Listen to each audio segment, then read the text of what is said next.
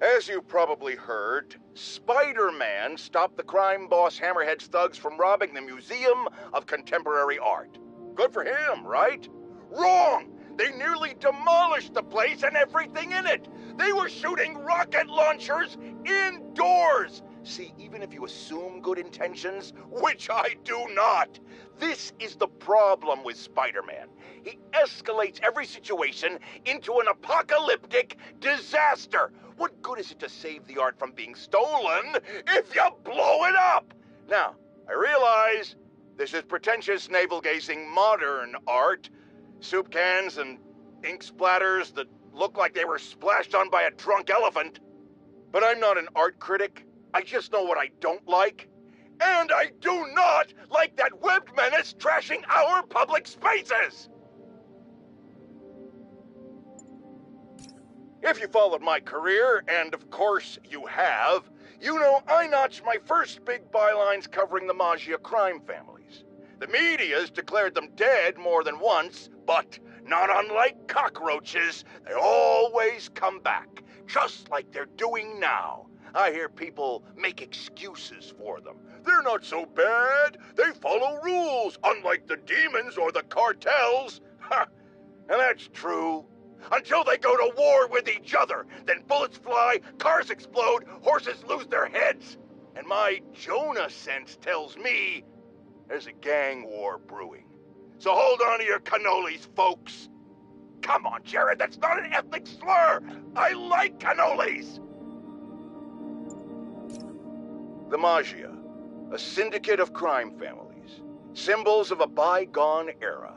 Don Fortunato, Don Cicero, Don Macchio, just to name a few. And of course, that metal-domed lunatic, Hammerhead. Criminals, but ones who follow a code. Better than most, right? Wrong! They toss their code out the window the second it's inconvenient, because a criminal is a criminal, and they are by definition cowards, lowlifes, and scum. I brought down the Maggia virtually single-handed in the 80s and early 90s, and let me tell you right now, I stand ready to do it again. I am not afraid of them, not one bit. You want me? Come and get me. That's all the time we have. Jared, go start the car. No, I'm the boss, and I say you do it. Oh, stop crying. Guess who's confirmed to be back in town? That feline felon, the Black Cat. Seems she led Spider-Man on a merry chase before getting away. Ever notice how that happens a lot with him and her? Funny how he can hold on to a dinosaur man or a human rhino with no problem, but a mere slip of a girl gives him so much trouble. Look, it's not that long ago when I was a young man myself, I get it.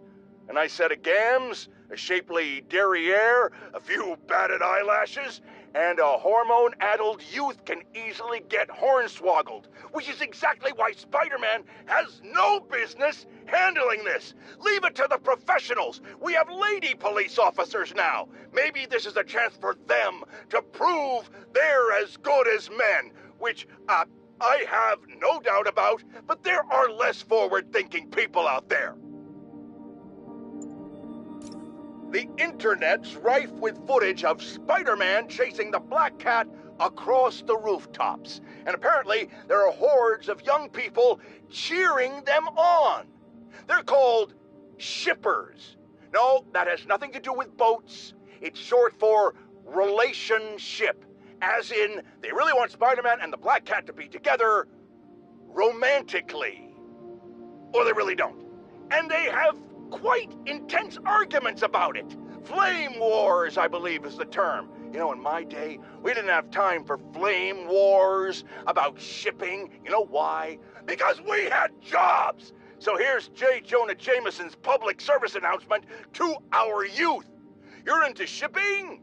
Join the Navy!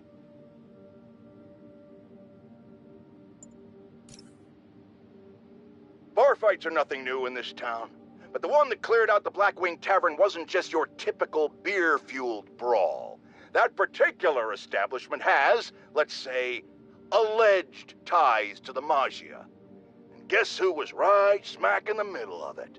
Spider-Man and the Black Cat. At this point, I think it's fair to ask, who is on whose side here? Are Spider-Man and the Cat working for rival mafia families? Or the same one?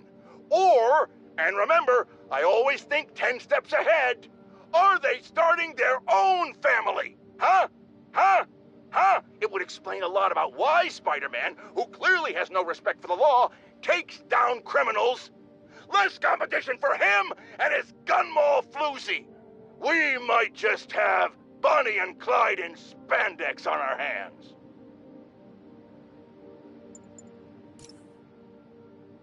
You youngsters won't recall, but there was an earlier Black Cat. A criminal from the old school. And of course, like everything else these days, they had to reboot it with a woman. Now, no one loves women more than J. Jonah Jameson. In a respectful, non-harassing way, of course. I just think this new Black Cat is a bad example for our young ladies. The original stole and took his chances. He didn't try to convince us he could be a good guy like this Jezebel did, remember? She ran around playing the crime fighter until it became clear she was stealing from the very crooks she arrested, which proves the point I always make: a Black Cat cannot change its spots. I know they don't have spots, but you get my meaning. Wait. Jared tells me black leopards do have spots. You just can't see them. I was right after all. Ha! My loyal listeners have called in reports of Spider-Man recklessly vandalizing public works, smashing open power relay boxes and other structures relating to important public and private services. Some have even said it appears he's looking for something, but he never leaves with anything. My friends, I think it might be time to consider that Spider-Man might just be a few sprinkles short of a sundae. Not that dressing up like a bug and swinging around the city is the behavior of a well-adjusted individual, but now, either he's looking for things that aren't there, meaning he's delusional, or he's venting uncontrollable rage. And either one of those possibilities means it's time to call the man in the white coats with big butterfly nets. That's still a thing, right, Jared? What do you mean it never was?